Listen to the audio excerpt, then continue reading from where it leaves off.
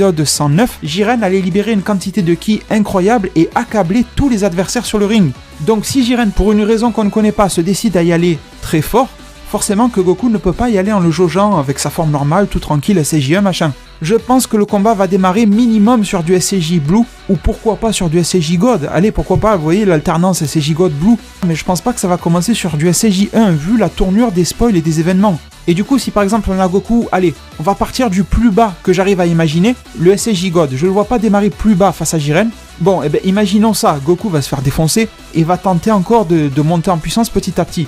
Le SCJ Blue, il va nous le sortir, ça ne va pas marcher. Et après le SCJ Blue, il y a quoi ? Il y a le SCJ Blue Kaioken, le Kaioken simple. Je doute que Goku l'utilise contre Jiren, ça ne m'étonnerait pas qu'il passe direct au x10, parce que là ça ferait 3 sessions de Kaioken. Le normal, le x10, le x20, bon c'est bon, on va pas passer 3 quarts d'heure sur le Kaioken non plus. Donc pourquoi pas une bonne tentative en x10, c'est quand même grâce à ça que Goku commençait à mettre une raclée à hit, rappelez-vous, et que là, Jiren, il en a rien à foutre, Kaioken x10 SCJ Blue ou pas, il le déboîte. Et là, Goku, dans un élan de désespoir, dans un élan de dernière tentative, nous sort le Kaioken x20. Si Goku a le Kaioken x20, c'est qu'il a dû un petit peu le perfectionner, vous savez, entre-temps. Mais je ne pense pas que ça soit vraiment quelque chose qu'il maîtrise concrètement. Je pense que le Kaioken x10 le fait encore souffrir énormément dans sa forme SCJ Blue. Et je pense que le Kaioken x20 va le faire souffrir terriblement. Et je pense vraiment que c'est pour ça que quand on regarde sa nouvelle transformation, il est plein d'égratignures, de coups, les vêtements arrachés. Parce que bien sûr, Jiren va lui en mettre des bonnes dans la tête et dans le corps, mais Goku risque de s'abîmer lui-même, vous voyez, à cause de sa transformation. Et je ne pense pas que Goku va nous sortir le Kaioken x20 sans pression. Je pense vraiment que ça va être très très très difficile, et pas tellement du genre, ouais regardez, j'ai préparé ça il y a 6 mois, et là je vous le sors, je l'avais prévu contre Beerus ou Whis. Non, ça va pas être ça, je pense pas.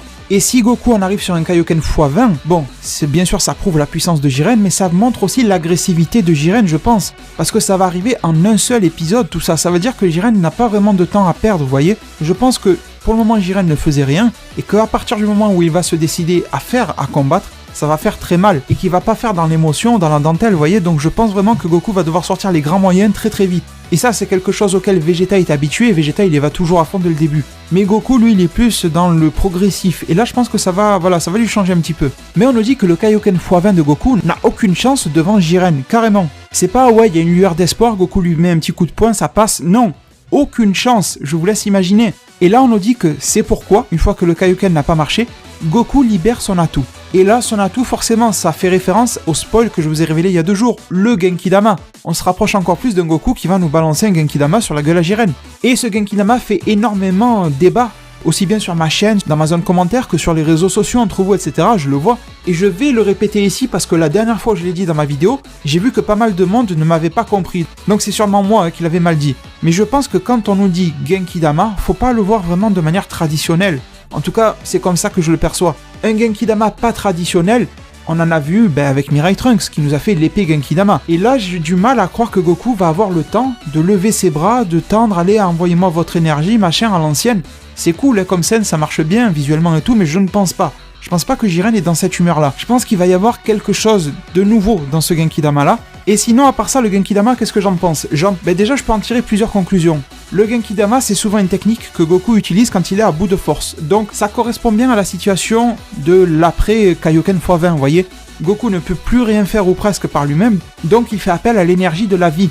Genki-Dama, c'est ce que ça veut dire, boule d'énergie de la vie. Après, bien sûr, il y a la question du comment il va arriver à créer cette boule d'énergie-là, et à partir de quoi, parce que vous avez été nombreux à me dire « Ouais, mais il ne pourra pas faire cette énergie-là, avec quelle énergie il va prendre ? De toute façon, on est dans le monde du vide, les dieux ne vont pas donner leur énergie, c'est pas leur rôle, donc il reste que quelques combattants, parce que ceux qui sont éliminés n'ont pas le droit de tendre leurs mains, c'est de la triche en fait, à part si Zeno l'autorise, mais on va dire qu'ils ne l'autorisent pas pour faire simple.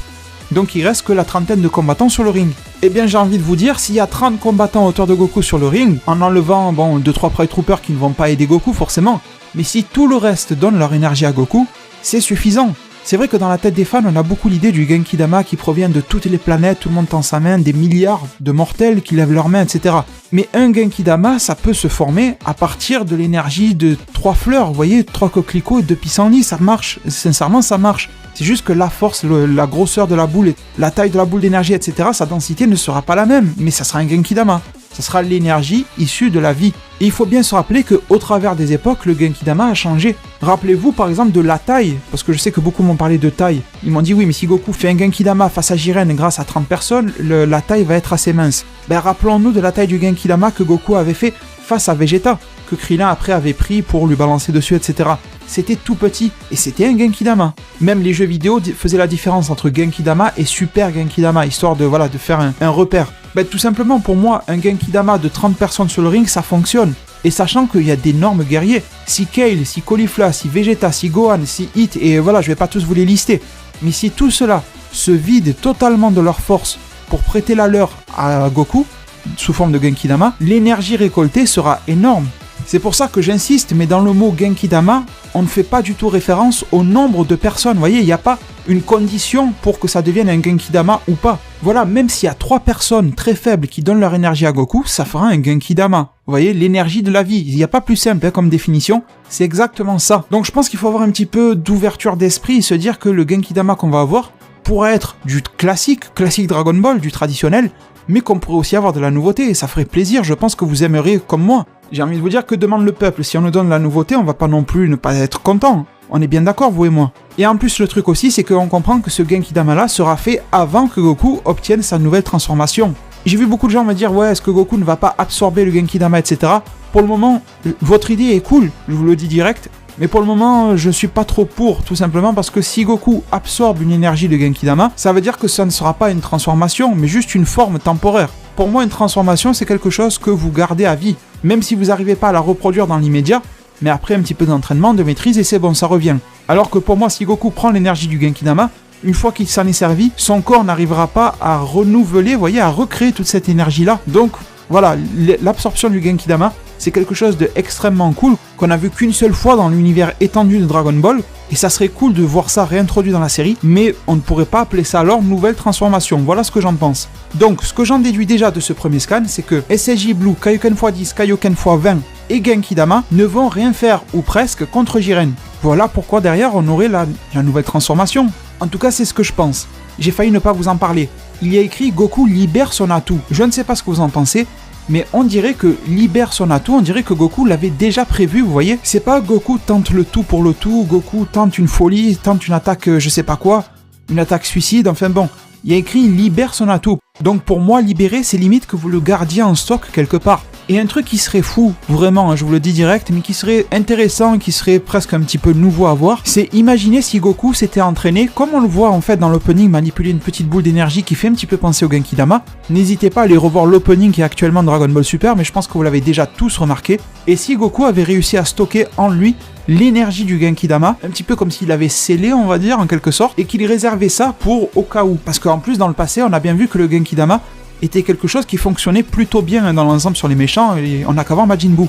Et si Goku n'avait pas besoin dans le tournoi du pouvoir de faire appel à l'énergie car il l'avait déjà, et que du coup il arrivait à contourner un petit peu les règles, à nous faire un petit coup d'arnaque, parce qu'au final, ouais d'accord, l'énergie vient des autres, peut-être de tous les collègues de l'univers 7, peut-être même de la Terre entière, enfin bon là j'en sais rien, c'est juste une idée comme ça, et que bon, dans les règles ça passe, parce que c'était quelque chose qu'il avait accumulé bien avant, et que même les Zénos ne se rendent même pas trop compte d'où ça vient, bon vous voyez, je vous le redis, c'est une idée assez folle, c'est même pas une prédiction, mais ça donnerait un petit côté nouveau au Genkidama, le fait qu'il ait été préparé avant, stocké quelque part dans le corps de Goku, si vous voulez en quelque sorte, et qu'il puisse le libérer, comme il est écrit dans les spoils, un petit peu quand il le veut.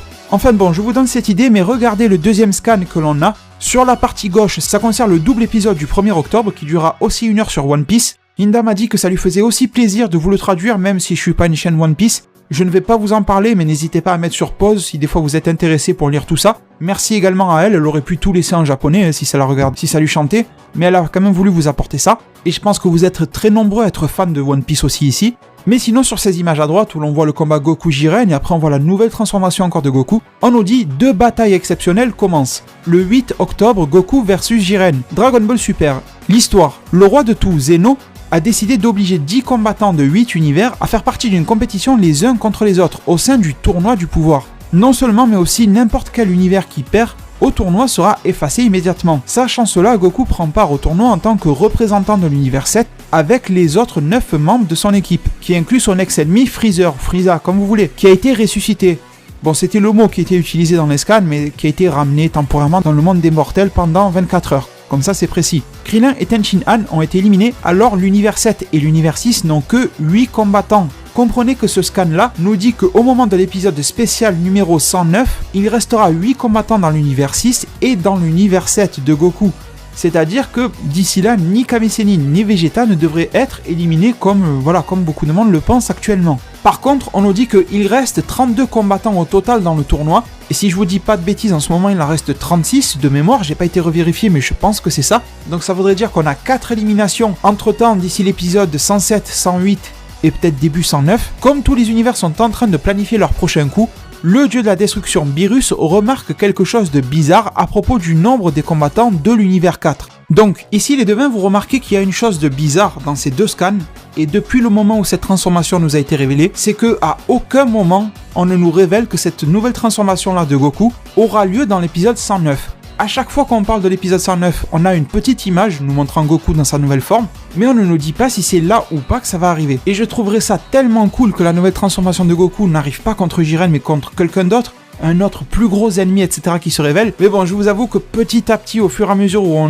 on s'approche de ce combat-là, j'ai l'impression que la transformation va arriver en épisode 109. Mais je vous le dis, là c'est juste mon avis, vous avez le droit de le partager ou pas, il n'y a aucun souci dans le respect. Mais je serais très content si la transformation de Goku n'arrivait pas en épisode 109 et arrivait contre quelqu'un d'autre que Jiren. Je dis n'importe quoi, contre un Golden Freezer qui arrive à renverser le jeu à sa faveur, qui devient super fort, je sais pas trop comment, contre un dieu qui fout le bordel, contre n'importe qui, mais pas forcément contre Jiren. Ça serait une super surprise scénaristique, un twist de malade. Je trouve que ça apporterait beaucoup de piquant à la série justement si Goku se démerdait avec son Genki Dama, je sais pas quoi, contre Jiren, et que la transformation arrive ailleurs. Mais bon voilà, en ayant un regard un petit peu plus réaliste, j'ai quand même l'impression que cette transformation-là va arriver contre Jiren d'une manière plutôt classique. D'ailleurs, vous aurez le droit de me dire que ça va arriver très très vite. Parce que si en début d'épisode 109, le combat Goku contre Jiren se lance et que une heure plus tard d'épisode après, on a la transformation de Goku, il se sera pas passé beaucoup de temps pour que tout ça s'enchaîne. Ça veut dire que l'on aura un Goku plutôt en forme, qui va se confronter à un Jiren qui va être super menaçant, Goku qui va passer SSJ God au Blue, on va dire Blue, le Blue ne va pas marcher, le Kaioken x10 non plus, le Kaioken x20 non plus,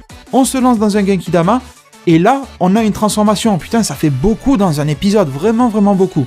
Donc bon, dans ce scan-là, pas d'énormes révélations au niveau de la transformation, quoi que ce soit.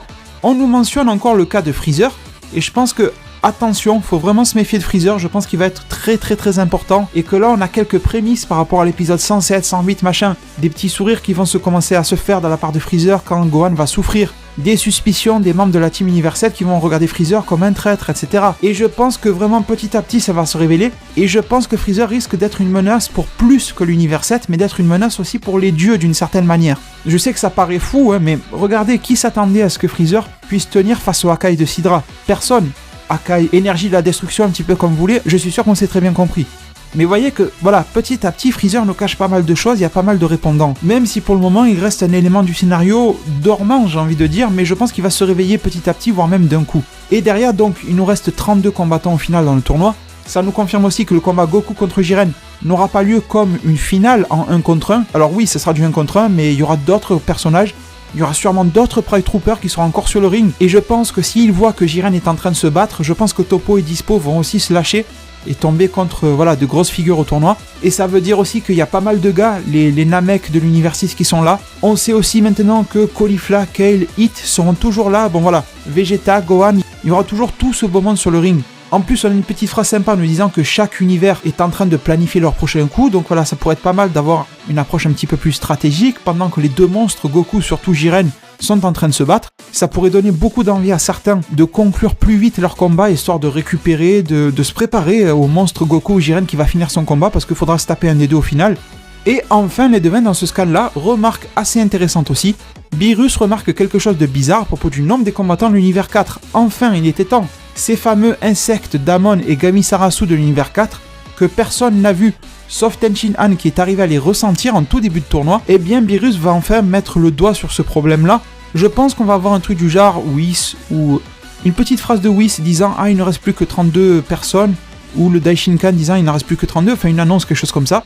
Et Beerus va se mettre à compter, et peut-être avoir qu'il y a un problème mathématique au niveau de l'univers 4, et là, on va se rapprocher de ces fameux Damon et Gamisarasu. Pourquoi pas que notre prédiction, j'ai envie de dire la prédiction de tout le monde, on a tous pensé à la même chose, comme quoi ça serait des insectes vraiment miniatures façon Ant-Man, et que personne ne les voit à l'œil nu, mis à part les anges peut-être. Ça serait drôle d'avoir Whis qui dit à Beerus, non mais regardez bien là-bas, et que Beerus force avec ses yeux, et que petit à petit il arrive à distinguer les insectes qui bougent, parce que ça reste quand même un dieu, que voilà, s'il s'y met, il arrive à voir les choses.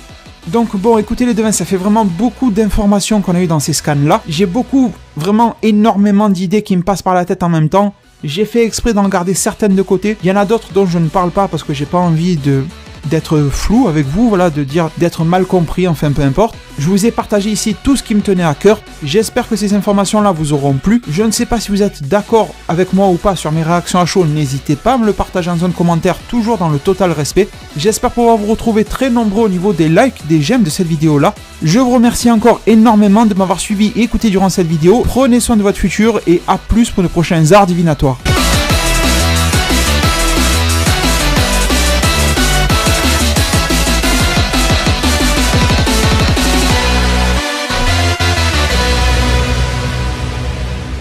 Épisode 109, Jiren allait libérer une quantité de ki incroyable et accabler tous les adversaires sur le ring. Donc si Jiren, pour une raison qu'on ne connaît pas, se décide à y aller très fort, forcément que Goku ne peut pas y aller en le jaugeant avec sa forme normale, tout tranquille, SCJ1 machin. Je pense que le combat va démarrer minimum sur du SCJ Blue, ou pourquoi pas sur du SCJ God. Allez, pourquoi pas, vous voyez l'alternance SCJ God Blue.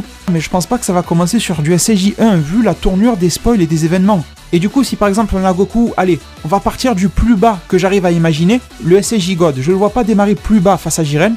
Bon, eh ben imaginons ça, Goku va se faire défoncer et va tenter encore de monter en puissance petit à petit. Le SCJ Blue, il va nous le sortir, ça ne va pas marcher. Et après le SCJ Blue, il y a quoi? Il y a le SCJ Blue Kaioken, le Kaioken simple. Je doute que Goku l'utilise contre Jiren, ça ne m'étonnerait pas qu'il passe direct au x10, parce que là ça ferait 3 sessions de Kaioken. Le normal, le x10, le x20, bon c'est bon, on va pas passer 3 quarts d'heure sur le Kaioken non plus. Donc pourquoi pas une bonne tentative en x10, c'est quand même grâce à ça que Goku commence à mettre une raclée à hit, rappelez-vous, et que là, ben, Jiren, il en a rien à foutre, Kaioken x10 SCJ Blue ou pas, il le déboîte. Et là, ben, Goku, dans un élan de désespoir, dans un élan de dernière tentative, nous sort le Kaioken x20. Si Goku a le Kaioken x20, c'est qu'il a dû un petit peu le perfectionner, vous savez, entre-temps. Mais je ne pense pas que